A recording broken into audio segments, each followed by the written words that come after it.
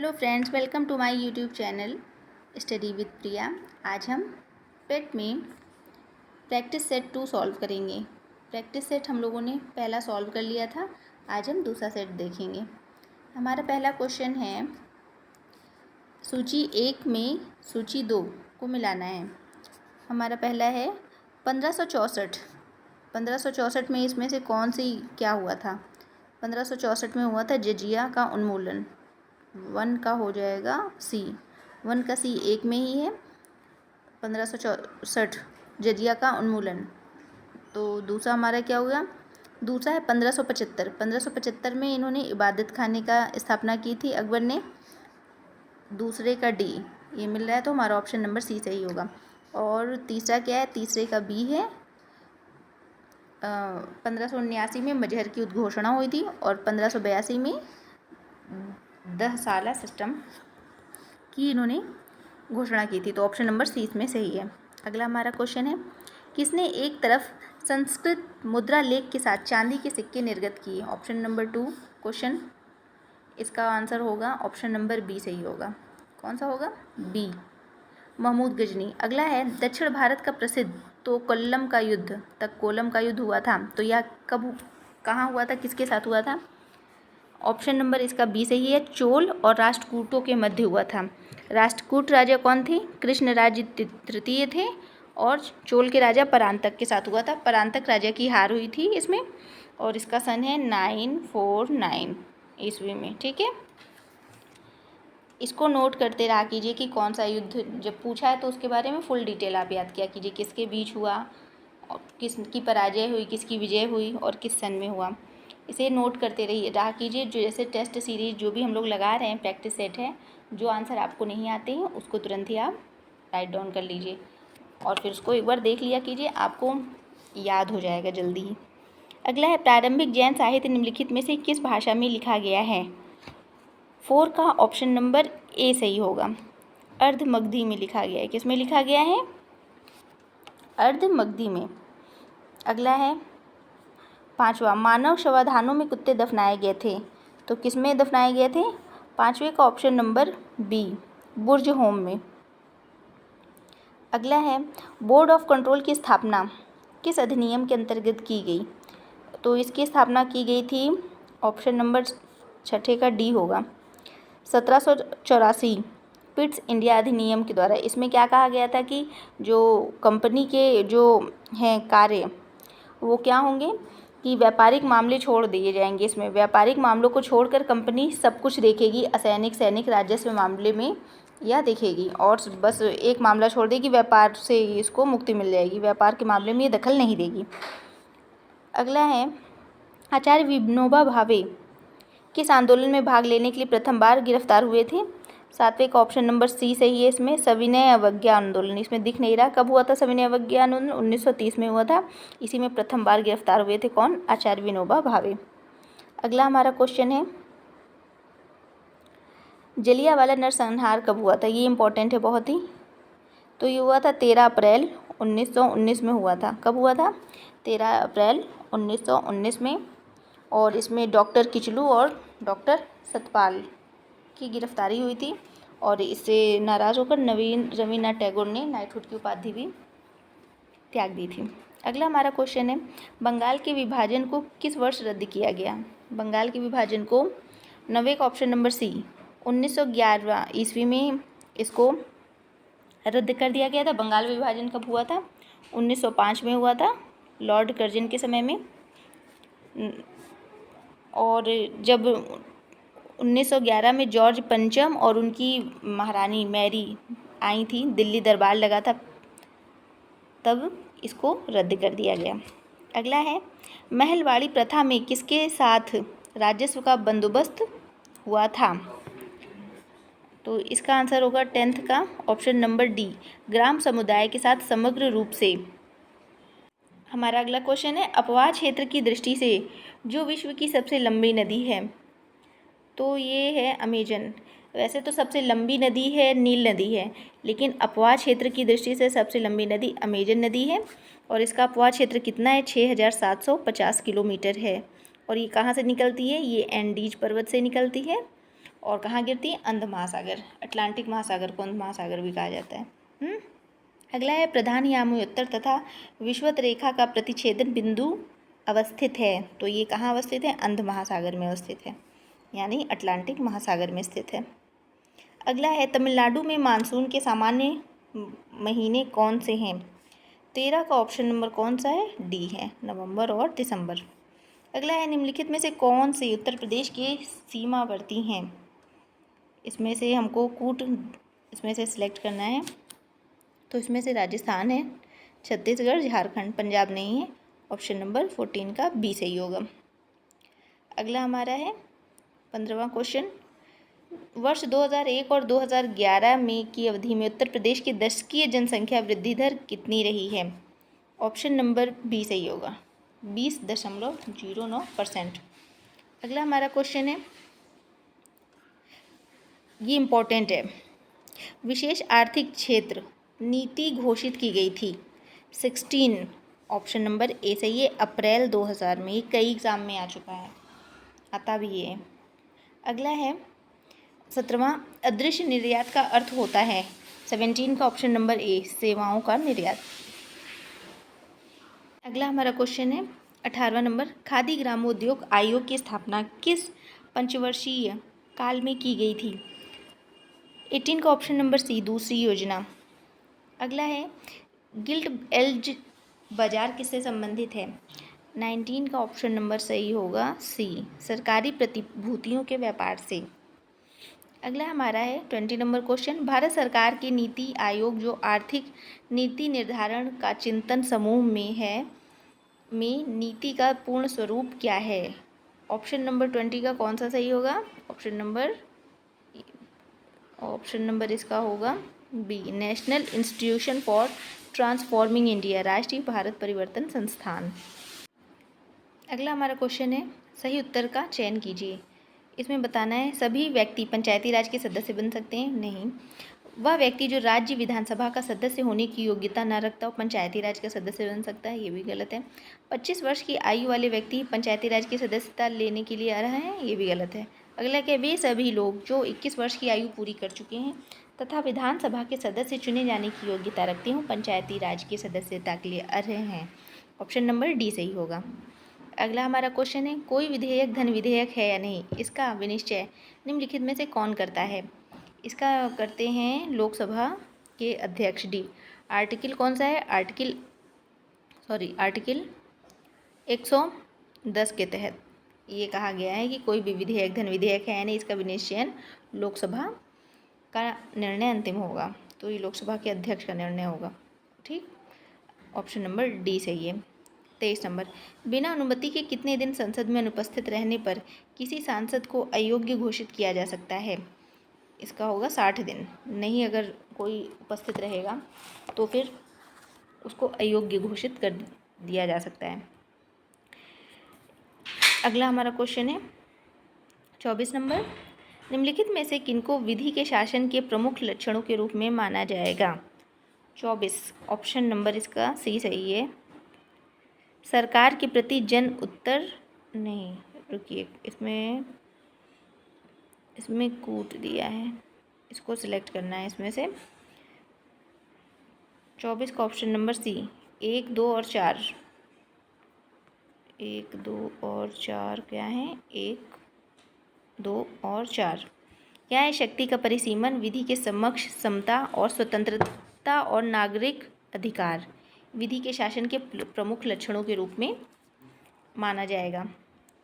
अगला हमारा क्वेश्चन है 25 नंबर, भारतीय संविधान हमें इनमें से किसका सर्वाधिक ऋणी है? 25, तो 25 का आंसर है ऑप्शन नंबर सी, भारत शासन अधिनियम 1935, क्योंकि ज़्यादातर चीज़ें, अधिकतर प्रावधान हमारे भारत शासन अधिनियम 1935 से लिया गया है। जैसे कि लिया गया है हमारा अखिल भारतीय महासंघ की स्थापना भी इसी में से की गई है। स्वतंत्र और अखंड न्यायालय की स्थापना भी 1935 के अधिनियम से लिया गया है, और प्रांतीय और केंद्रीय विकेंद्रीकरण भी हमारा इससे लिया गया है, और केंद्र में द्वैध शासन व्यवस्था भी हमारे भारत शासन अधिनियम से ही लिया गया है, इसीलिए यही इम्पोर्टेंट है। अगला हमारा क्या क्वेश्चन है, रक्त होता है, रक्त क्या होता है, रक्त एक संयोजी ऊतक होता है। 26 का ऑप्शन नंबर ए सही होगा। अगला है हमारा, निम्नलिखित में से किनमें 3 प्रकोष्ठ वाला हृदय होता है। 27 ऑप्शन नंबर इसमें क्या होगा, डी सही होगा। एम्फीबिया में आता है हमारा मेढक, और ये 3 प्रकोष्ठ वाला होता है। इसमें क्या होते हैं, 2 एट्रियम होते हैं और 1 वेंट्रिकल, 3 हो गया, 3 विषमी हृदय होते हैं इसमें। अगला हमारा है, भारी जल एक है, क्या है भारी जल। 28 का ऑप्शन नंबर बी, यह एक मंदक का कार्य करता है। 28 का ऑप्शन नंबर बी।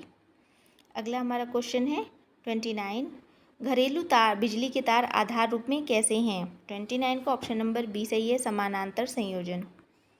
अगला 30, डेसिबल किसे नापने के लिए प्रयोग में लाया जाता है। डेसिबल से हम क्या नापते हैं। 30 का ऑप्शन नंबर सी, वातावरण में ध्वनि। तो 10 से 20 डेसिबल में कौन सी ध्वनि आती है, साधारण ध्वनि। जैसे अभी हम जो रिकॉर्ड कर रहे हैं ये 10 से 20 डेसिबल है। और अगर हम थोड़ा तेज़ आवाज़ में बात करेंगे तो 20 से 40 हो जाएगा तेज़। जैसे हम लोग झगड़ते वक्त तेज़ बातचीत करते हैं जैसे, तो वो 40 हो गया डेसिबल। और जो लाउड स्पीकर पे बजता है वो 70 डेसिबल पे बजता है। कितने, 70 पे। ठीक। अगला हमारा क्वेश्चन क्या है, निम्नलिखित में से सबसे बड़े भिन्न को ज्ञात करना है। इसमें सबसे बड़ा भिन्न कौन सा है। 31 का ऑप्शन नंबर बी। ईजी है, 5 को 6 से डिवाइड कर दो, ऐसे ही सबको डिवाइड करके देख लो, जिसका आंसर आएगा तो इसमें बी का आंसर आएगा। अगला हमारा क्या है क्वेश्चन, यदि किसी संख्या का 1/7 संख्या से घटाया जाता है तो परिणाम संख्या से 30 कम होता है। यानी कि माना कोई संख्या x है तो उसमें से क्या करते हैं, 1/7 घटा दिया गया तो क्या होता है, उसका परिणाम संख्या से 30 कम। संख्या हमारी x थी तो उससे 30 कम है। इसको सॉल्व कर लेंगे तो x की वैल्यू आ जाएगी। 32 का ऑप्शन नंबर क्या है, डी सही है। 210 होगा इसका आंसर। अगला हमारा क्वेश्चन क्या है, यदि रूट 0.0169 x इक्वल टू 1.3 है, फिर x का मान इसमें निकालना है। x का मान क्या होगा, ये भी बहुत आसान है। इसका 33 का ऑप्शन नंबर ए, इसका आंसर इतना आएगा। ठीक है, क्योंकि x इक्वल टू आप ऐसे निकालोगे 1.3 और ये रूट में जो है 0.0169, ये नीचे वाला क्या हो जाएगा जो रूट में है, ये हो जाएगा 0.13 हो जाएगा, ऊपर आएगा 1.3 और इसको सॉल्व करोगे तो 10 आएगा। तो 33 का ऑप्शन नंबर क्या होगा, ए सही हो जाएगा, ए 10 आंसर। ओके। अगला हमारा क्वेश्चन है, 5 क्रमागत सम संख्याओं का औसत योग 40 है, इन संख्याओं में सबसे छोटी संख्या का मान ज्ञात कीजिए। तो हम मान लेंगे कि हमारी पहली संख्या कौन सी, x है, और क्रमागत सम है तो दूसरी होगी x+2, तीसरी क्या होगी x+4, ऐसे करके हम सॉल्व कर लेंगे इसको। ठीक है, हमारा x का मान कितना आ जाएगा, x का मान इसमें आ जाएगा 34 का ऑप्शन नंबर, इसमें देखिए दिख नहीं रहा, 36 आ जाएगा। ठीक है, आप नोट कर लीजिए।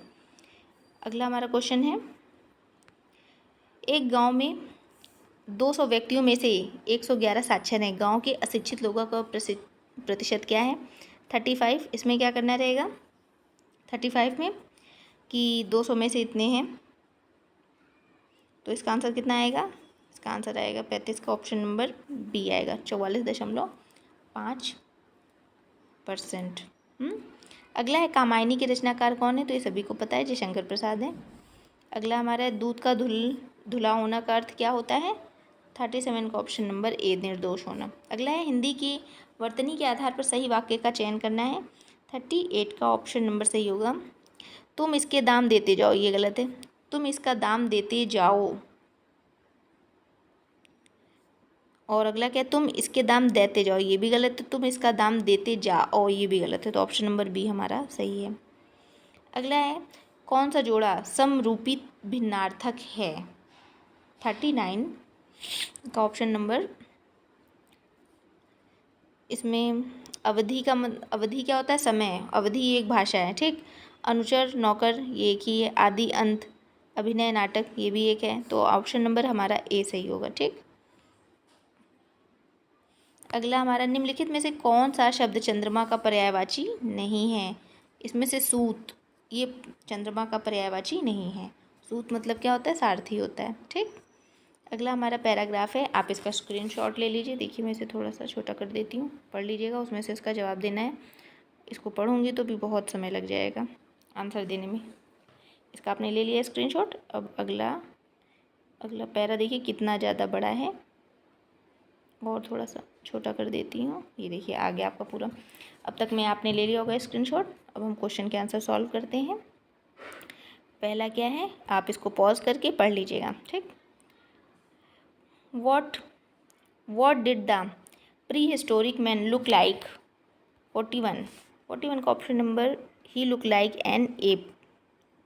अगला हमारा क्या है 42, point out the portion having a mistake, जिसमें मिस्टेक है बताना है। तो इसमें किसमें, the poors are always help by them who are kind and generous. तो इसमें पुअर्स नहीं होता, पुअर, द पुअर ही लिखा जाता है सभी के लिए। अगला है I gave him a punch on, कहाँ पर, नोज़ पर देनी है। तो क्या होगा इसका, ए, द आर्टिकल होगा, द नोज़। अगला है हमारा point out the correct direct speech from for the following. I asked why he was looking through the keyhole. 44 का ऑप्शन नंबर कौन सा इसमें सही होगा, are you looking through the keyhole I said. इसमें क्या बताना है, डायरेक्ट स्पीच। 44 का option number, why are you are looking through the keyhole I said. अगला है हमारा क्वेश्चन, इसमें क्या बताना है, select one which best express the same sentence in active passive voice. 45 she took the dog for a walk. 45 का option number इसमें होगा सी सही, the dog took a walk by her. अगला हमारा है, ये कूट है, यदि किसी कूट में लिक्विड को ऐसे लिखा जाएगा तो उसी कूट में स्पेस को क्या लिखा जाएगा। 46 का ऑप्शन नंबर बी सही होगा, इसे आप सॉल्व करिए। अगला है, एजाज का जन्म 5 जनवरी 2015 को हुआ था, जबकि फैज़ का जन्म उसके 553 दिनों बाद हुआ। फैज़ का जन्म की तारीख क्या होगी, 47 का ऑप्शन नंबर ए, 11 जुलाई 2016 ये होगी। अगला है 48, इसमें क्या बताना है, उपरोक्त श्रृंखला में बाईं ओर से 15वें पद के दाईं ओर छठवां पद कौन सा है। 48 का क्या है, श्रृंखला के बाईं ओर से 15वें पद, 15वां पद को 1 2 3 4 5 6 7 8 9 10 11 12 13 14 15 ठीक, 15वें के दाईं ओर से छठवां पद। अब इसका दायां क्या है, 1 2 3 4 5 6 8। तो ऑप्शन नंबर हमारा 48 का क्या होगा, बी 8 होगा। अगला हमारा क्या है, उस विकल्प का चयन करें जो तीसरे शब्द से ठीक उसी तरह संबंधित है जिस प्रकार दूसरा शब्द पहले से संबंधित है। त्वचा बाल से संबंधित है, तो भूमि किससे संबंधित है। 49 का ऑप्शन नंबर सी, भूमि घास से संबंधित है।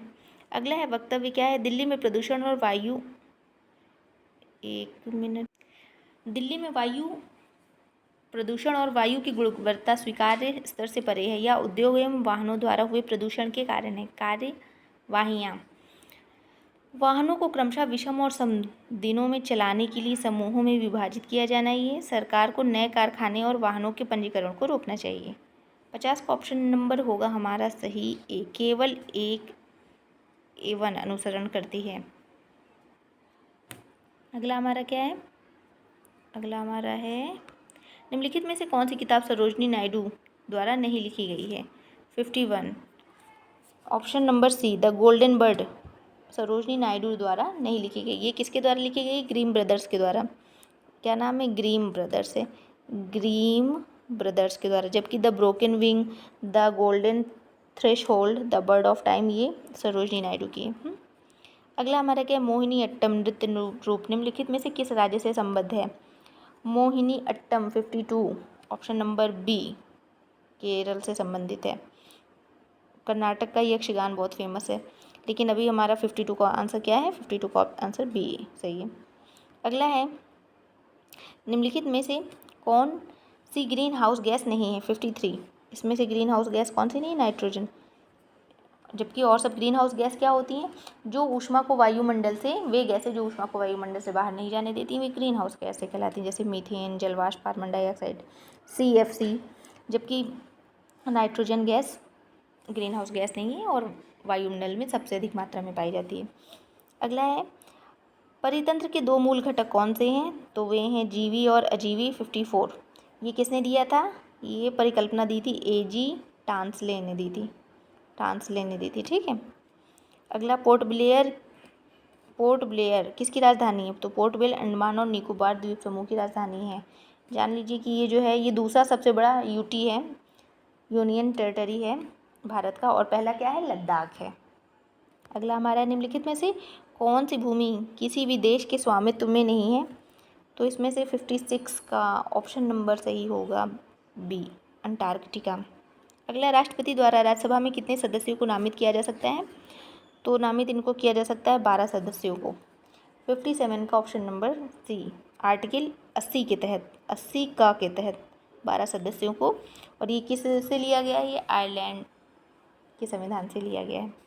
अगला हमारा क्वेश्चन है 58, एलोरा मंदिर एलोरा महाराष्ट्र में स्थित एक प्राचीन हिंदू मंदिर है जो चट्टानों को काटकर बनाए गए सबसे बड़े मंदिरों में से एक है। तो ये कैलाश मंदिर है। एलोरा मंदिर कैसा है? डी ऑप्शन नंबर इसका सही है। 58 का डी, कैलाश मंदिर है। इसे किसने बनवाया था? राष्ट्रकूटों ने बनवाया था। इसमें लिखा नहीं, राष्ट्रकूटों ने बनवाया था, राजा कृष्ण प्रथम ने 8वीं शताब्दी में। अगला है, भारत श्रीलंका मालदीव के बीच राष्ट्र समुद्री सुरक्षा को लेकर हाल ही में कोलंबो में आयोजित, ये तो पुराना हो गया, करंट अफेयर के क्वेश्चन हैं ये तो नहीं आएंगे, ये सब पुराने हैं, ये सब करंट अफेयर में। देखते हैं अगला हमारा क्या है क्वेश्चन। ये है, हाँ, राष्ट्रपति राज्यसभा के उपराज्य सभापति चुने गए हैं, ये भी पुराना ही है, हरिवंश नारायण सिंह। अगला हमारा क्या है?